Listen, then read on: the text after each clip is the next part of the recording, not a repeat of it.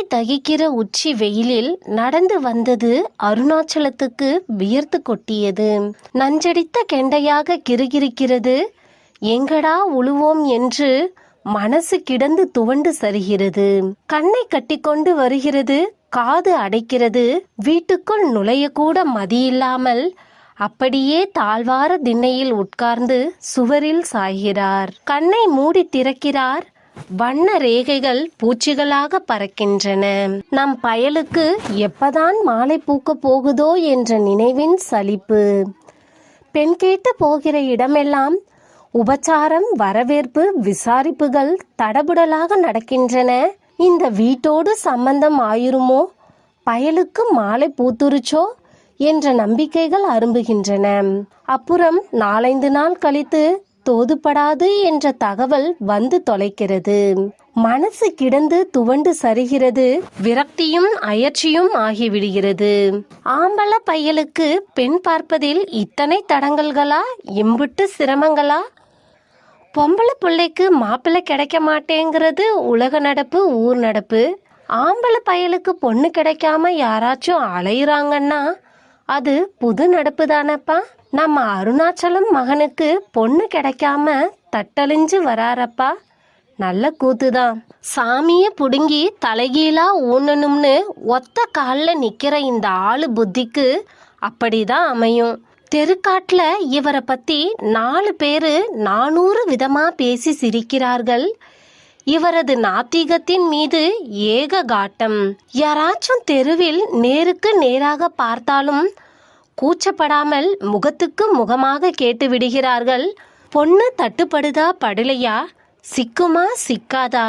பதிலை எதிர்பார்க்காமல் நக்கலாக ஒரு சிரிப்பு வேறு. அருணாச்சலம் நொந்து நூலாகி போகிறார். பொண்ணு எப்ப கிடைக்கும், எந்த திசையில கிடைக்கும்னு ஜோசியம் கீசியம் பார்க்கலாம்ல. முகம் பார்த்து புழுகிறவங்க கிட்ட கேட்டு என்ன ஆக போகுது என்று இவர் பதிலடி கொடுப்பார். வீட்டுக்குள் ஆள் இருப்பது பண்ட பாத்திர சத்தத்தில் தெரிந்தது. உலர்ந்த உதடுகளை நாவால் பிரித்து கொண்டே சத்தம் கொடுத்தார். ஏய், கொஞ்சம் தண்ணி கொண்டா. வந்துட்டீங்களா என்ற விசாரிப்பும் தண்ணீர் செம்புமாக தழும்பி நின்றாள் முத்துலட்சுமி. செம்பு தண்ணீரை வாங்கி மடக் மடக்கென்று குடித்தார். நெஞ்சில் தண்ணீர் கோடு வழிந்தது. சட்டையை கலற்றி பக்கத்தில் வைத்திருந்தார். கலற்றப்பட்ட பனியன் தோளில் கிடந்தது. நெஞ்சுக்குழி ரோமங்களில் பாதி நரைத்திருக்கிறது. போன காரியம் காயா பழமா? காய்தான். ஏன், என்னவாம்? பட்டிக்காட்டுக்கு பொண்ணு தரமாட்டாலாம், கவர்மெண்ட் மாப்பிள்ளை தான் வேணுமா? அவரது குரலில் தொனிக்கிறது கசப்பும் தளர்வும். அவமானத்தை விழுங்குகிற மன வேதனையின் கருநிழல். ஊர்க்காரர்களைப் போலவே வெறுப்புடன் புருஷனை பார்க்கிற முத்துலட்சுமி. இந்த மனுஷராலே நம்ம புள்ள கேவலப்படுதே என்கிற கசப்புணர்வு. ஒரு நல்லதுக்கு போற மனுஷரு சாமிய கும்பிட்டு பயபக்தியோட போகணும். அப்பதான் போற காரியம் ஒண்ணுக்கு பாதியாச்சும் ஒப்பேறும்.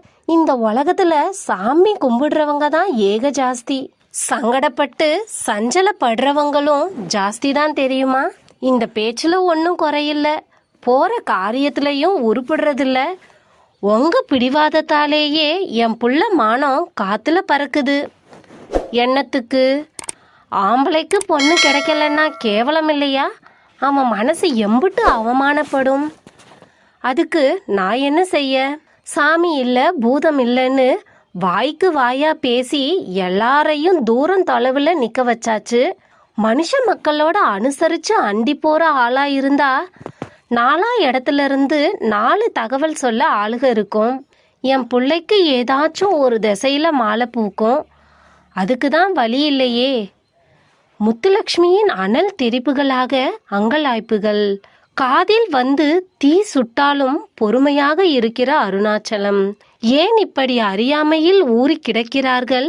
ஊறி கிடப்பதே சரி என்று எருமைகளைப் போல சிந்திக்கிறார்கள்.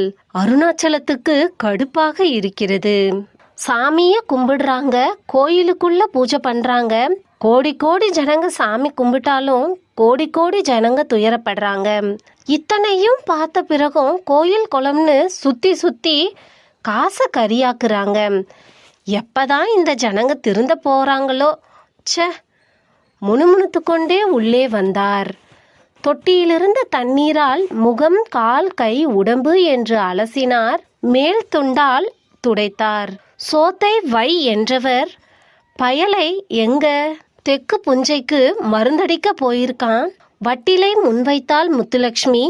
கருவாட்டு குழம்பு வாசம் அவரை தூக்கியது. வாழை கருவாடா? கருவாட்டு குழம்பின் ருசியின் மனசின் எரிச்சல் மறைந்திருந்தது. ஒரு சாந்தம், ஒரு திருப்தி. என்ன இருந்தாலும் உன் கைப்பக்குவத்துக்கே தனி ருசி வந்துருது. ரொம்ப தாளிக்காதீக, சாப்பிடுங்க. புருஷனின் பாராட்டு அவளுக்குள் பூக்களாக இதழ் விரித்து மலர்ந்தன. அதன் வாசமும் ஒளியும் முக பெருமிதத்தில் தெரிந்தது. இன்னும் கொஞ்சம் சோறுவை, குழம்பு நல்லா இருக்கா? சோத்த கொண்டாங்குது. வயிறு நிறைந்து, மனசு நிறைந்து, முகம் மலர்ந்து, மேல் துண்டால் ஈர கையை துடைக்கிற அருணாச்சலம் மீசையின் ஈரத்தை துடைத்து கொண்டே முத்துலட்சுமியை பார்த்த பார்வையில் ஒரு புன்னகை மின்னல். அன்றைக்கு ராத்திரி கயிற்று கட்டிலில் படுத்திருக்கிற அருணாச்சலம், பக்கத்திலேயே பாயில் படுத்திருக்கிற முத்துலட்சுமி. இரவின் நீட்சியில் வாழ்க்கையின் இரைச்சல் மெல்ல மெல்ல அடங்குகிறது. என்னங்க? கம்மிய குரலில் அவள், மனக்கெஞ்சல் வழிகிற மயக்க குரல். சொல்லு. ஏதோ யோசனையில் அவர். வேலுச்சாமி மாமா வந்து உங்களை பார்த்தாரா? இல்லையே. எதுக்கு? நம்ம குலதெய்வம் கோயிலுக்கு போறதுக்கு பஸ் பிடிக்க போறாகலாம். நம்மளையும் கூப்பிட்டாரு. உங்களை கேட்டு சொல்லுதேன்னு சொன்னேன். கோயில்ல போய் என்ன செய்ய போறோம்? கும்மியா அடிப்பாக? கும்பிட்டு என்ன ஆக போகுது? முத்துலட்சுமியின் குரல் கரகரப்பு, அழ போவது போன்ற உணர்வு, கலங்கிய மனசின் முகம். ஊரு ஜனம் பூராவும் எப்படியோ கோயில் குளம்னு கொண்டாடினாலும் நாம எந்த கோயிலுக்கும் போனதில்ல, குளத்துல குளிச்சதில்ல. ஆமா, உங்க புடிவாதத்தை ஒரு பக்கம் ஒதுக்கி வையுங்க. என்னையும் ஒரு மனுஷியா மதிச்சு என்னோட ஆசையை யோசிப்பீங்களா? உங்க கூட இம்புட்டு காலம் கட்டுப்பட்டு உங்க இஷ்டம் போல உங்களை போக விட்டு ஏன் இஷ்டப்படி எதையும் செய்யாம கல்லா கிடந்த என் கண்ணீரை மதிப்பீகளா? கண்ணீர் வெப்பமாக அவள் குரல், கலங்கி போன மனசின் சோகம், நூற்றாண்டு காலத்து ஒடுக்கு முறையினால் உறைந்து போன சுதந்திர உணர்வின் மெல்லிய விசும்பல். அருணாச்சலத்துக்குள் அறிவால் வெட்டாக விழுந்தது அந்த சோக குரல். தடுமாறி தத்தளித்து போனார். உயிர் பங்காளியின் உள்ளத்தை கூட உணராத முரடனாக நாம் வாழ்ந்திருக்கிறோமே என்கிற குற்ற உணர்ச்சியின் முள்குத்தல். சொல்லுமா, என்னன்னு சொல்லு. பதறி பதைத்து போன அவரின் மன திடுக்கிடல், உருகி கரைந்து நெகிழ்ந்து போன ஈர மனக்கனிவு. கோயிலுக்கு போகணும், நான் ஆசை தீர சாமி கும்பிடணும், அதுக்கு நீங்களும் கூட வரணும். நெகிழ்ந்து உருகி போன அருணாச்சலம் தனது உயிர் பாதியின் உணர்வு துடிப்புக்குள் அவரது உயிர் சிறகடிப்பு. சரி, நான் வரேன், போவோம். ஆனா ஒண்ணு. என்ன கும்பிட சொல்லக்கூடாது. சுற்றுலா போர்டு மாட்டி அந்த பேருந்து திருச்செந்தூர் நோக்கி ஓடிக்கொண்டிருந்தது. ஒரே ஆட்டம் பாட்டம் கொண்டாட்டம். முறைக்கார பெண்கள் கூச்சம் நாச்சம் பார்க்காமல் நையாண்டி பண்ணி கூத்தடித்தார்கள். வழக்கமான உழைப்பு சுமையிலிருந்து விடுபட்டு சுதந்திர காற்றாக ரெக்கை அடிக்கிற மானுட மனப்பண்பாடு. அருணாச்சலம் 3வது சீட்டில் உட்கார்ந்திருந்தார். அவர் பயந்து நடுங்கிய மாதிரி எதுவும் நடக்கவில்லை. நாத்திகவாதியான அருணாச்சலம் கோயிலுக்கு வருவதை சொல்லி பரிகாசம் பண்ணி மூக்கை உரிப்பார்களோ என்று நடுங்கி போய் கிடந்தார். நல்ல வேளை யாரும் இவரை கண்டு கொள்ளவே இல்லை. சுதந்திர பேருணர்ச்சியின் உல்லாசத்தோடு எல்லார் மனசுகளும் ததும்பி வழிந்தன. முத்துலட்சுமி புருஷனை கனிவுடன் பார்த்தாள். டிரைவர் பக்கத்தில் உட்கார்ந்திருக்கிற மகன் மணிமுத்துவையும் பார்த்தாள். அவனது வாலிப மிடுக்கு, மடக்கிவிட்ட சட்டை கையை மீறிக்கொண்டு திமுறுகிற சதை திரட்சி, கருத்த முகத்தின் சீரான அழகு, மீசையின் லட்சணம். இம்புட்டு லட்சணமான உழைப்பாளிக்கு பொண்ணு கிடைக்க மாட்டேங்குதே. அவளுக்குள்ளிருந்து பீரிட்ட மனசோக பெருமூச்சு. அம்மன் புறத்தை தாண்டியவுடன் இன்னொரு ரோட்டுக்கு மாறிய பேருந்து தென்னைகளும் வாழை தோப்புகளுமாக செழித்த காடு, அருஞ்சுனை காத்த ஐயனார் கோயிலுக்கு செல்லும் வழி என்கிற மஞ்சள் நிற போர்டு, ஒரே செம்மண் காடு, தாளம்பூ வாசம், பனைமர அடர்த்தி, ஆகாய வெயிலை வெகு உயரத்திலேயே தடுத்து விடுகிற பெரிய பெரிய மருத மரங்கள், புதிதாக வண்ணமேற்றி அழகுபடுத்தப்பட்ட கோயில், பெரிய நீர் சுனை, எப்ப குளித்தாலும் வெதுவெதுப்பாக இருக்கிற அருஞ்சுனை. பஸ் ஓரங்கட்டப்பட்டிருந்தது. ஒன்றிரண்டு வேன்கள், கார்கள், டாட்டோ சுமோக்கள், குளிப்புகளும் புது வேட்டி சேலைகளும் பொங்கல் வைப்புகளும் மொட்டை அடிப்புகளும் அது பாட்டில் நடந்தது.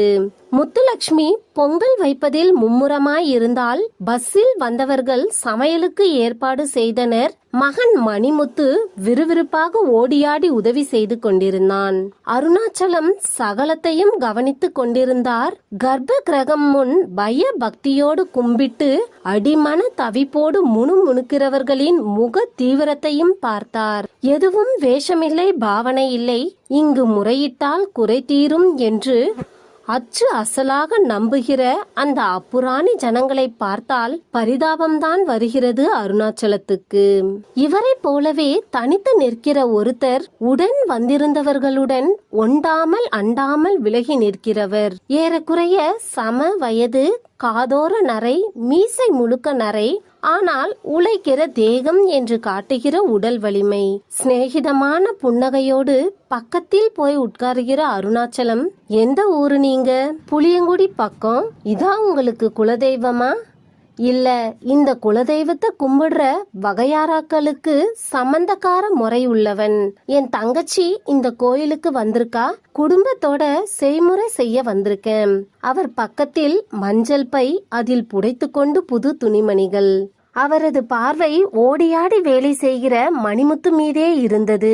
அருணாச்சலத்தின் பார்வையோ ஒரு பெண்ணை கவனித்தது. துருதுருப்பான பெண், பளிச் பளிச்சென்று பேசுகிறாள், சிரிக்கிறாள், நல்ல உழைப்பாளி. 2 பேரும் பரஸ்பரம் பேசிக்கொண்டனர். காட்டுல என்ன போட்டிருக்கீங்க? மழை தண்ணி எப்படி? வெள்ளாமை விளைச்சல் எப்படி? மண்ணை நம்பி வாழ்க்கை நடத்துகிற வியர்வை மனிதர்களின் மன சங்கமங்களாக உரையாடல். இந்த வருஷ வெள்ளாமையில எப்படியும் என் பொண்ணுக்கு ஒரு நல்லது செய்யணும், செஞ்சிட வேண்டியதுதான். நானும் என் பையனுக்கு பொண்ணு பாத்துட்டு இருக்கேன். அமைஞ்சிருச்சா? மாலை பூத்து வருதா? வரும் வரும், வராமலா போயிரும். அருணாச்சலத்தின் கண்ணில் வந்து முட்டிய அவரது பார்வை, கலந்து பேசிக்கொண்ட பார்வையில் ஓர் எண்ண உதயம், நினைவு மலர்கள். முளைத்த கணத்திலேயே விருட்சமாகி விடுகிற மன நினைப்பின் தெரிப்பு, மாலையாகவே பூக்கிற மனப்பூக்கள். அதுதான் உங்க பையனா? உங்க பொண்ணு அதோ அந்த குளிச்சிட்டு படியறதில்ல, அதான். மதிய பூஜை முடிவதற்குள் வெவ்வேறு மூலைகளிலிருந்து வந்திருந்த அந்த சாதிசனம், கசபுசாவென்று பேச்சு, அதா இதா என்ற விசாரிப்புகள் முத்துலட்சுமிக்கு பெண்ணை பிடித்து விட்டது. காடு கரை நகை நட்டு சொத்து பத்து எல்லாம் விசாரித்து கலந்து பேசி எல்லா ரகத்து மனித மனங்களும் ஒரு நினைவு புள்ளியில் மையம் கொண்டு ஒப்புதல் ஆகி ஆவணியில் முகூர்த்தம் என்பதும் முடிவாகி சாயங்காலம் பேருந்து புறப்பட்டது. முத்துலட்சுமி முகம் பூரித்து கிடந்தது. கண்களில் நீர்க்கசிவு, மகனுக்கு மாலை பூத்துவிட்ட மன கொந்தளிப்பு. அருணாச்சலத்தை பெருமிதமும் வெற்றி சிரிப்புமாக பார்த்தால், கோயில்ல வந்து சாமி கும்பிட்டோம், சாமி ஒரு வழிய காட்டிருச்சு பாத்தீங்களா? சாமிக்கும் இதுக்கும் சம்பந்தம் இல்ல. 4 ஊரு மனுஷ மக்க கூடி பேசுறப்பதான் இப்படியான உறவு பூக்கும். நீயும் நானும் மட்டும் வந்து சாமி கும்பிட்டு இருந்தா இது நடந்திருக்குமா? சந்தோஷமான மன நிலையிலும் அவரவர் கோணத்திலிருந்து எதிரும் புதிருமாக வந்து முட்டிக்கொள்கிற நம்பிக்கைகள், கோபதாபமில்லாமல் மோதிக்கொள்கிற சிந்தனைகள், விவாத உரசல்கள், முடிவற்ற உரசலாக நீள்கிற அந்த வாக்குவாதங்களை ஒரு புன்னகையுடன் பார்த்து கொண்டே கல்யாணம், காட்சி, குழந்தை குட்டி என்று ஓடுகிற வாழ்க்கை பேருந்து.